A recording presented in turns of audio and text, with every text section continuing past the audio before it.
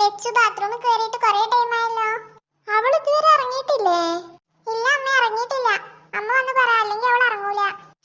ഞാനൊന്ന് ചെല്ലട്ടെ, ശരിയാക്കി കൊടുക്കണ്ടോളെ. ആ അമ്മേ വാ.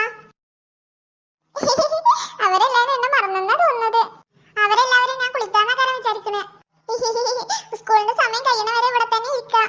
എടി ലച്ചു, നീ ബാത്റൂമിൽ എത്ര നേരം ഇരിക്കുന്നു ഞാനൊന്ന് നോക്കട്ടെ. നീ പുറത്തു വന്ന എപ്പോഴാണെങ്കിലും ഞാൻ നിന്നെ സ്കൂളിൽ പറഞ്ഞയക്കും. വേഗം ഇറങ്ങ്. ഈ ചേച്ചിയെ കൊണ്ട് ഞാൻ തോറ്റല്ലോ. എല്ലാതും അമ്മയോട് പോയി പറഞ്ഞു കൊടുക്കും. ഞാൻ കാണിച്ചു കൊടുക്കുന്നുണ്ട് ഓക്ക്. ഷടാ, ഇന്നത്തെ ദിവസം കൊളായിന്നാ തോന്നുന്നേ. എന്താ ദേവു ഇത്? നിന്റെ പ്ലേറ്റിലെ ദോശ തീർന്നിട്ടില്ലല്ലോ, പിന്നെ എന്തിനാണ് ഇനിയും ദോശ? സാധാരണ നീ ഒരു ദോശ പോലും കഴിക്കാറില്ലല്ലോ, ഇന്നെന്ത് പറ്റി? ഇന്നെന്താ നിനക്ക് ഇത്ര വിശപ്പ്? നീ